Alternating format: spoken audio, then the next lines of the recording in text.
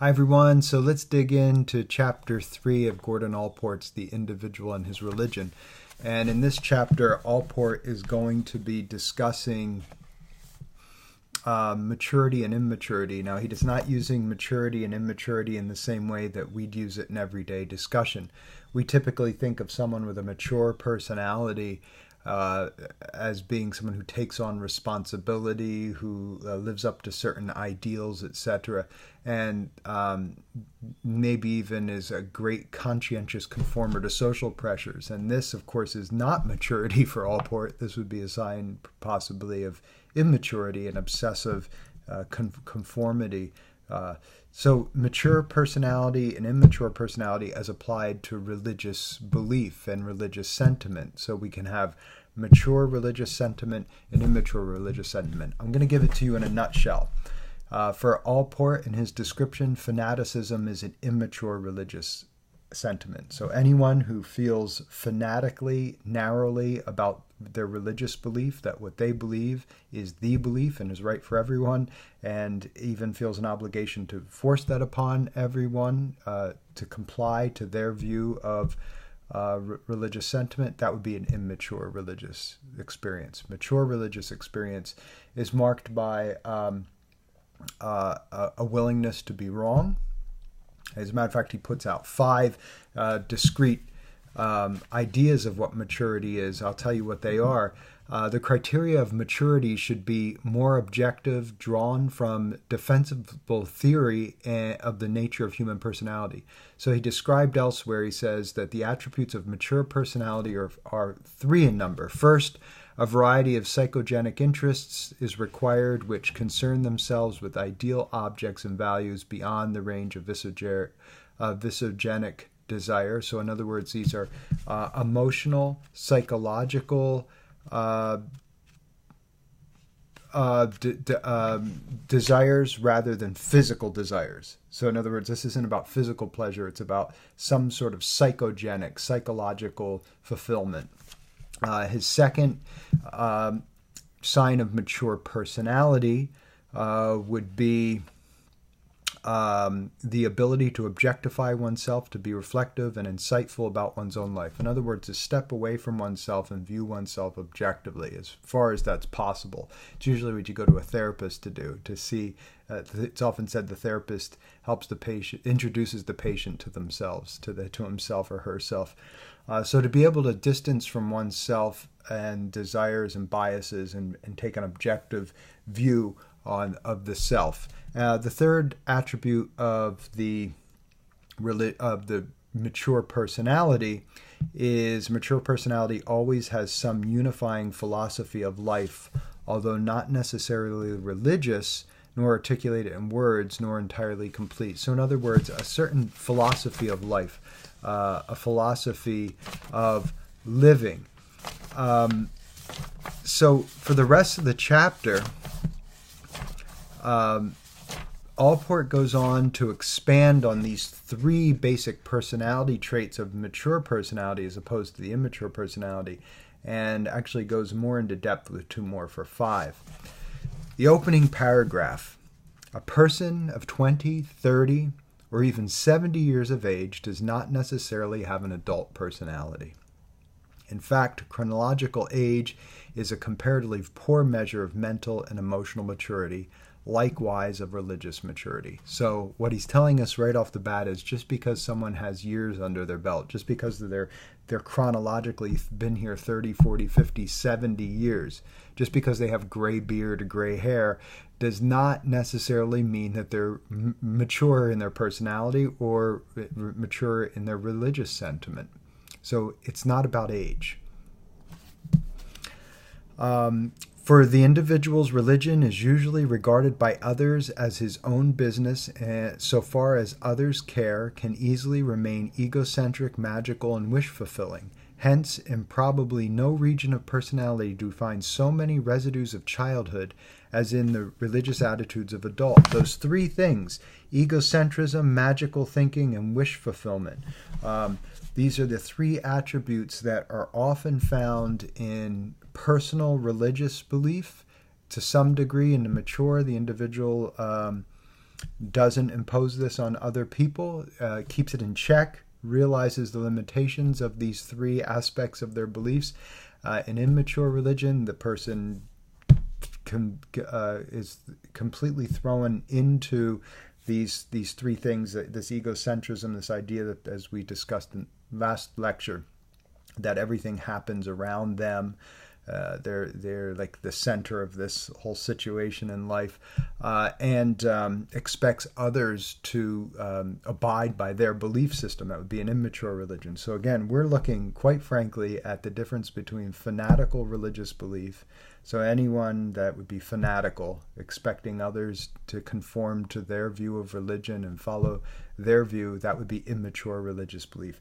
Mature religious belief would be cultivating a sense of religious sentiment, respecting that they could be wrong, remaining humble in the potential that what's right for them is not right for everyone else, and not imposing that on other people. So this is big differentiation, not all of it, but it's a part of the big differentiation, just to get the grasp of immature religion versus mature religion.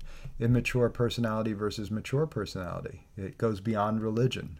Individuals who believe it's their worldview is correct, not religious or non-religious. Their worldview is the only correct worldview and everyone else is wrong. If they disagree with that, that would be immature personality structure. So it's like making room for being the possibility of egocentrism. Let's see. He says in the next paragraph, finding their childhood religion to have comforting value and lacking outside pressure, they cling to an essentially juvenile formulation. Our religious beliefs are often very private. We might have pressures, social pressures that we live under in our parents or in our social group, our cultural group. And there may be things that we do externally or abide by socially that we don't really completely embrace internally. Likewise, there might be internal convictions that we have that we don't express to others, that we keep private. That's part of the interesting religious experience. This is, in religion, much of our childhood is sustained and maintained, our childhood worldview. And that's not a negative criticism, although if taken in an immature way, if one is fixated in and not aware of that, then it becomes an immature religiosity. Let's see. He goes on to say that your views or my views are mature and to impose them as a test of maturity upon all others would be impertinent. Discussions of religion are usually marked by the assumption that the belief of the writer are superior to all other varieties of belief. So what he's saying is one of the dangers of discussing religion is that our own view of religion is usually spoken from a point of condescension to others. The criteria of maturity should be objective, as we said before. First, it's psychogenic interests, not physical interests. Second is the ability to step out of oneself and look at oneself objectively through the eyes of a bigger context. And three, to develop a mature personality is always some unifying philosophy of life. It's not arbitrary. Things work together and it evolves, and when new evidence comes in, the system changes. Not every mature individual forms a religious sentiment, so there are mature personality styles that have no religion. If he does not, it is because he has some other satisfactory philosophy of life, a mode of synthesis that is perhaps aesthetic, ethical, or philosophical in character. We often find that individuals who embrace different philosophies or artistic movements, creativity, satisfy the same needs that are satisfied by religion, spiritual, formal religion. And many of artists experience their artistic pursuits as a certain spirituality, as a spiritual act. A thoroughly aesthetic person, so I mean someone who's in the arts, a thoroughly aesthetic person, for example, may evolve what for him is an adequate style of life. With art and humor, he makes out well enough, but he does so because he declares many of the moral and metaphysical puzzles of life to be of no great consequence to him. By contrast, the mature religious sentiment lays itself open to all facts, to all values and disvalues, and claims to have the clue to their theoretical and practical inclusion in a frame of life. With such a task to perform, it is impossible for this sentiment in a mature stage of development to remain disconnected from the mainstream of experience. Relegate it to a corner of the fantasy life where it provides an escape clause in one's contract with reality. So in other words, in a mature religious belief or a mature aesthetic philosophical belief, it fully engages one with reality, with life. It doesn't serve as an escapism. It serves as a point of contact with the world. Allport, I love this quote, most of the criticism of religion is directed to its immature forms. Keep this in mind with Allport. The negative criticisms we have towards religion, he says, is mostly about immature religion. When immature, it has not evolved beyond the level of impulsive self-gratification. Instead of dealing with psychogenic values, it serves either wish-fulfilling or soporific function for self-centered interests. So in other words, immature religion is always marked by the individual self-serving desires. The interesting thing is the individual experiences their act as an act of generosity, as an act of sincere interest in the other, and they aren't able to see that their act is actually one of their own egocentric concerns. I like the way Alan Watts described this, speaking of people who offer their advice when it's not asked for. He said unsolicited advice is always self-serving. So in other words, when we feel the impulse to go and tell someone, give someone advice that they didn't ask for, it's usually at the service of our own egos rather than that person themselves. It's very easy to convince ourselves that we're doing it for the person's best interest because we care about them so much. In psychology, we know as therapists, we never chase after people. They have to make the decision to feel that we have something to offer them, then they come and ask, and then we offer. But to seek out and solicit others and point out where they're going wrong is, in this view, a sign of immaturity rather than maturity. Now, this is debatable, of course. Individuals that strongly feel it's their obligation to go out and save the world or save others, whether religiously or in non-religious formats of anything, addictions, or psychotherapists are great rescuers. It's built into the personality. The sense that the feeling of identity with rescuing others is tied up in this. It's one of the things you have to be aware of at becoming a psychotherapist, is the tendency to want to be a rescuer and the tendency to seek out victims. I'm using specific language here, not everyday language of victim. There's something called the Karpman triangle, and I'm referring to that. So just so you know, if suddenly you hear, oh my goodness, he's talking about victims and how seeking out victims and how can it turns out in psychology that there's a theory of that we tend to place scripts in life of rescuer. Therapists usually are rescuers. Victimizers or persecutors are called. These are individuals who like to go out and find people to punish, and victims. And these are people who repeatedly place themselves in situations where they're vulnerable to victimization. It's not by no means saying it's their fault. It's just maybe there's some self-awareness that could be altered to remove one from the vulnerable. Rescuers are attracted to people in situations of victimization. We like to rescue people from bad situations. Some people that identify in this victim script seek to be rescued, and people who are persecutors keep their eyes open, and they smell and they taste and they look out for people who are targets, or easy targets. So I know I'm only giving you a surface. I just felt that maybe I should explain that, because we hear so much today that it could be about victimization and victim blaming, that it could be confused with that. And this is something very different. Again, it's the Karpman drama triangle. That's Karpman, if you're interested in looking more into that.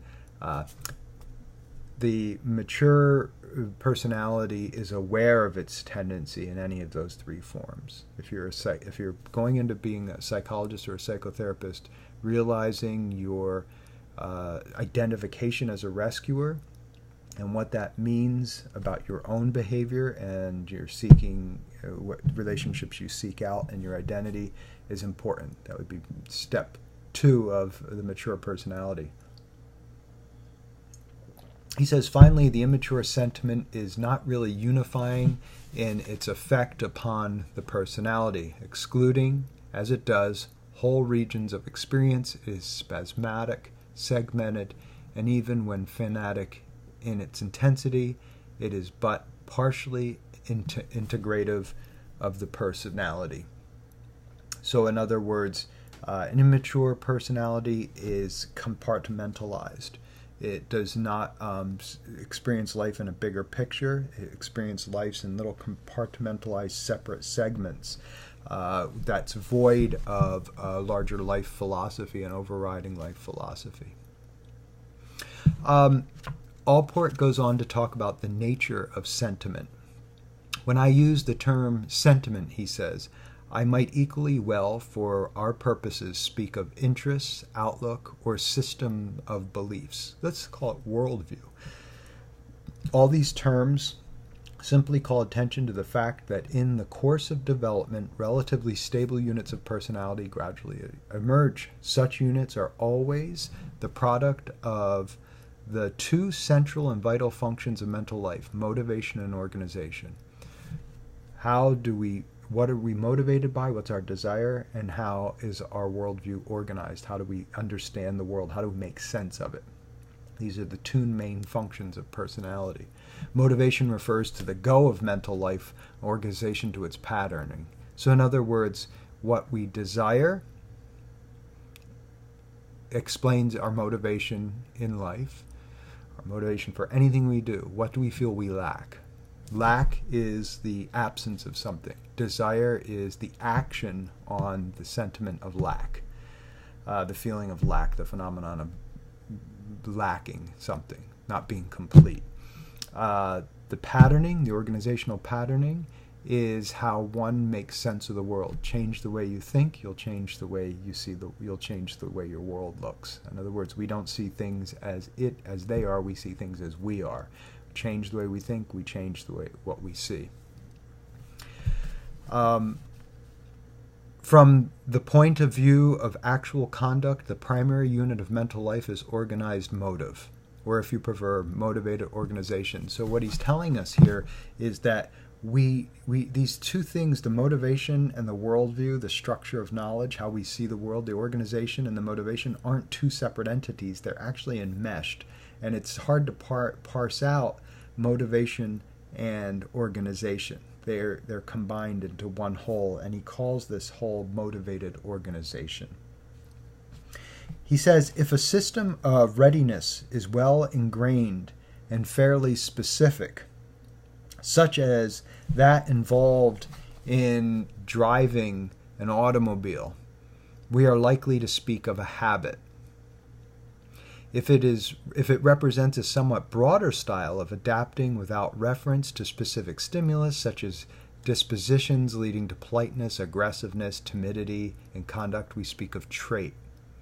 So a habit is specific. Something more general is a trait. If it represents a tendency disconnected from the individual's socialized dispositions and wearing with them, we are likely to speak of neurosis. If it represents an organization of feeling, that thought directed towards some definable object of value, a mother, a son, a keepsake, a neighbor, a fatherland, we call this system sentiment. So he's making a distinction here between habit, trait, neurosis, connected. This is when the individual is at war with society, and sentiment would be things like patriotism. It would be a sentiment of valuing. The object of the sentiment need not be as physically concrete as those just named, so it can be an ideology, not something concrete. At the level of the more abstract sentiments, we encounter difficulty in designating the precise object to which the individual is attached. So in other words, there can be physical things that the individual is attached to, concrete things. But in the most mature forms of religious belief or in personality, these are not, these are abstract ideas that people become attached to, that people integrate with. Allport continues by saying, shall we then define the mature religious sentiment as a disposition built up through experience to respond favorably and in certain habitual ways to conceptual objects and principles that the individual regards as of ultimate importance in his own life and having to do with what he regards as permanent or central in the nature of things? This is the question he asks. Is if this is a good definition for mature religious experience. While we guard against overestimating the consistency and completeness of the nature of religious sentiment, we may nonetheless list the attributes that mark it off from immature sentiment. So these are the 5. This is where he expands the religious sentiment to 5 characteristics from maturity versus immature religious sentiment. The first is, by comparison, mature sentiment is well differentiated. He says, when we say that the mature religious sentiment is differentiated, we are calling attention to its richness and complexity. It's not what we call a one-dimensional view of life. In other words, let's talk about, you meet someone, you get a glimpse of them, you know one thing about them, and you make an entire judgment about who they are based on one thing. That's one-dimensionality. There's no texture to it. It's very flat. Differentiation, in other words, being able to walk around the thing and see, or the person, and see them from multiple perspectives and multiple contexts, gives a more diverse and complex, differentiated, different points of view. And you realize that your positioning, the context of the individual or the phenomenon is integrated with the phenomenon itself. So just taking a single point of view versus multiplicity of points of view is differentiation. So maturity is the ability to look at things from multiple perspectives. He says, McMurray introduces a social note regarding the aim of religion as human perfection in relation with others, as a realization of fellowship. Religion often has this social emphasis, but Whitehead introduces the opposite note, defining religion as what a man does in his solitariness. That's very much like James's definition, as the longing of the spirit that the facts of existence should find their justification in the nature of existence. The differentiated, so you get this distinction. This differentiation, here's an example. Those who have not developed a differentiated sentiment often show a kind of uncritical abandon. They may say, I don't know enough about it to be rational. I'm accepting my religion on purely emotional grounds.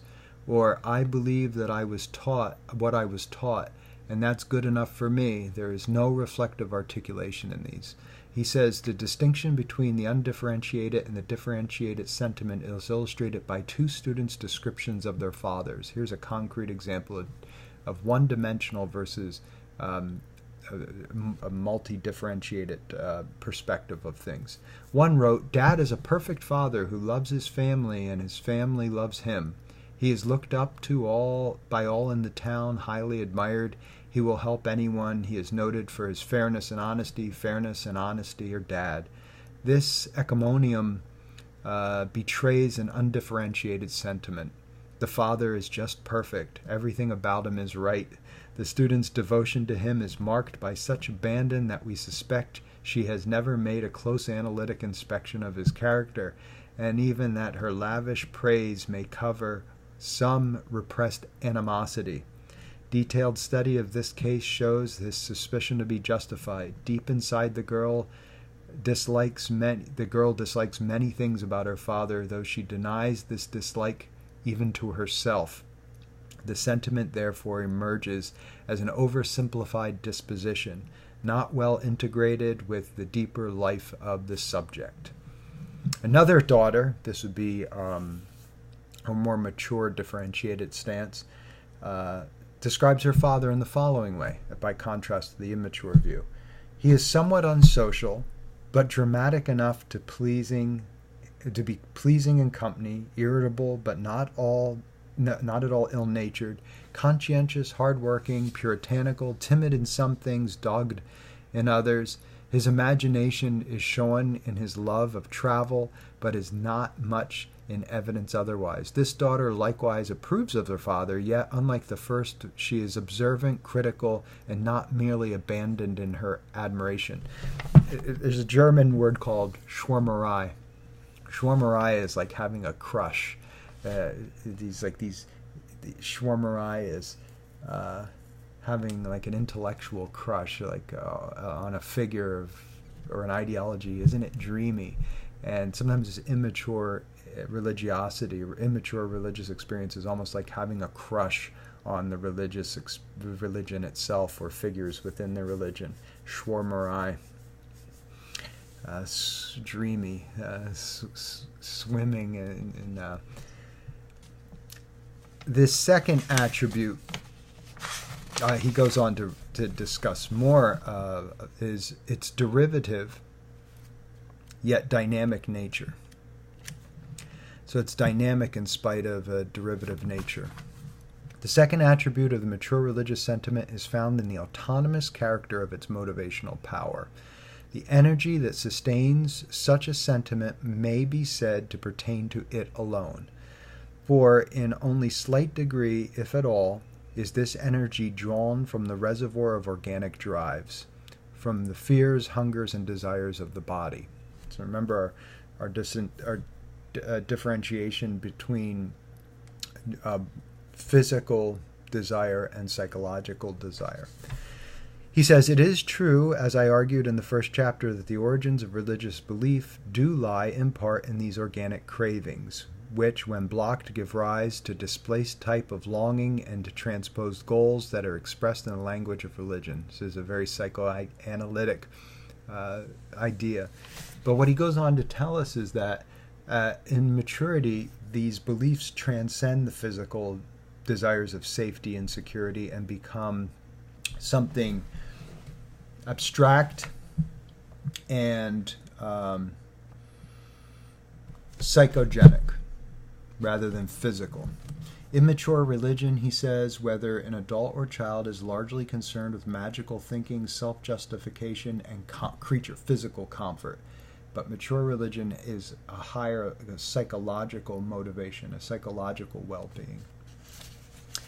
He says, I venture to assert that the most important of all distinctions between the immature and the mature religious sentiment lies in this basic difference in their dynamic characters. He offers a religious sentiment that has thus become largely independent of its origins, functionally autonomous is what he calls this, cannot be regarded as a servant of other desires, even though its initial function may have been physical in this order. So in other words, the principles of the mature, cultivated worldview are at service, not some sort of fear of physical or fear of death, etc., some sort of danger or physical comfort that comes from the religion. It's an emotional, psychological, higher level processing. Even though they may have originated in childhood, from physical comfort, physical safety.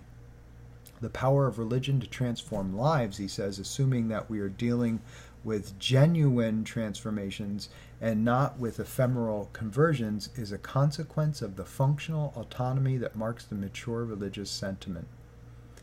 We know, in fact, I love this, that some stubborn and injurious forms of behavior, alcoholism, for example, can hardly be transformed by anything except a strong autonomous religious sentiment. We find this over and over again, that transformation of personality from, say, addictive personality style is usually affected by some sort of religious experience, some sort of conversion in religion. Jung told us that, as we'll describe, that when one is addicted to spirits, hard spirits, liqueurs and things of this nature, that they're actually trying to fulfill some spiritual void within themselves, to reanimate something that is spiritually lost in them. Though the mature sentiment thus has authentic motivation, character of its own, and may constitute the mainspring of life, it is neither fanatic nor compulsive. Fanaticism is fed by immature urgencies arising from the unconscious forces that we have noted enter into uncritical, undifferentiated sentiment. In my experience, most of the time when I meet someone who is very fanatically obligated to convert others, maybe sometimes you get in a conversation with folks and after a few carefully worded questions, they feel out, and then, this approach comes in, and there's a desire to introduce you to their religion with the hopes of maybe converting you or winning you over, or as they might feel, introducing you to some gift. There's always a feeling of some sort of self-serving ambition. But you get this strong sense, at least in my experience, I get the strong sense that they're not aware of the self-serving aspect of it. That in their view, this is an obligation, this is a gift to you, and has little to do with them. However, their disappointment if you show disinterest, or their reaction when you show disinterest, typically betrays it as a gift. You give someone a gift, and someone says no. A true gift, you say, oh, okay. It's not when someone declines your offer, and if it's not something personal to you, you don't feel belittled by it. You just say, okay, the individual isn't interested in this thing that I'm offering. Again, it has more to do with what an immature individual deciding what's best for another person, rather than allowing the person to come to that conclusion on their own and seek out those answers on their own. I think that would be a differentiation between the approaches. Yeah, I think you can feel a difference between someone who comes to you for advice versus someone whom you pursue to offer your advice. There's a different feel in the motivation, and that's what Allport's getting at, the motivation. Number 3, the mature sentiment is consistently directive. A third earmark of the mature sentiment lies in the consistency of its moral consequences. We have just remarked the obvious fact that when intense religious belief is able to transform character, while an immature sentiment is very likely to raise moral storms and sporadically alter conduct, it lacks the steady, persistent influence of a seasoned religious outlook. So immature religious experience goes from moment to moment, kind of putting out fires that erupt, whereas the mature religious sentiment is kind of stepped back and sees bigger picture. The mature sentiment is consistently directive. It sees a bigger direction. Many students outstanding for their sense of decency and consideration for others report that they feel no need for religion in their life. At the same time, some say that their standards of conduct supported by their theological beliefs would collapse. But on the whole, in dealing with individual cases, one is more impressed by the apparent separation of moral standards from religion than by their dependency upon it. So, in other words, making the idea that without religious belief there is no morality is so it's argued often that someone learns, has the religious belief, and that's the basis of their morality, and if they lose their religion, they lose their morality. I think this would be kind of like saying that you need to keep holding the hammer after you've driven the nail in, or the nail will come out. There's a hammer and a nail. You nail the piece of wood down and the nail's in, and then you put the hammer aside, the nail's in. In this way of thinking, if you put the hammer down, the nail pops back out. And what Allport's pointing out is that this is a rather strange way of thinking.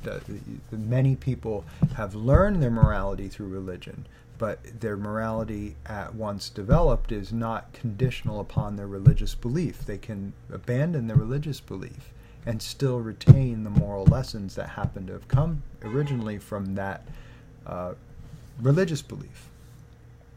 Okay, we're approaching 40 minutes, so I'm going to get through 4 and 5 here in the next few minutes. The comprehensive character of the mature sentiment. Allport tells us, the mature mind, as we have said, demands a comprehensive philosophy of life. The hurly-burly of the world must be brought into some kind of order, and the facts calling for order are not only material, they include emotions, values, and man's strange propensity to seek his own perfection. So this is a mature religious belief helps an individual integrate into the world, deal with the chaos of the world. He says he doubts that the motive power for humanism is more than a lingering breeze of the powerful dynamic of Christian faith. So far as science is concerned, he knows well that his own religious faith is unlikely to rival that in its clarity, nor in all points equal in its validity, but it shall, and this is his point of insistence, it shall surrender it in adequacy. Religion, like philosophy, must answer questions that science dares not to frame. Unlike philosophy, it must also infuse all life with motive. So, very fascinating for individuals who like to pin religion against science and philosophy. What Allport is describing here is in mature religious belief. The religious belief serves something that science and philosophy cannot potentially serve. This is very important to think about, especially those of you who hold strong religious values, strong religious beliefs, and are yet in college studying science, studying the scientific psychology. How do you justify these two? Allport's telling us that a mature view knows that religion has things it can offer that science and philosophy cannot offer. However, it also realizes that science and philosophy has things to offer that religion might not be as competent, capable, or the best road in. So now that could be controversial if someone holds a religious belief that that religious belief is the superior way of knowing over the science of philosophy. And again, that would be an immature form of belief.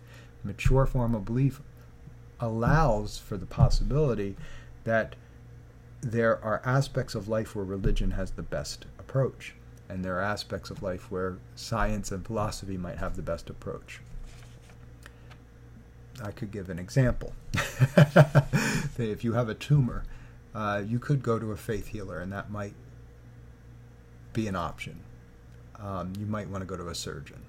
That might be the best option. However, when it comes to big existential issues, the surgeon's going to be of very little help. You want to go to probably religion for something like this. Permanent, big questions. Maturity knows there's a difference in approach and based on the question.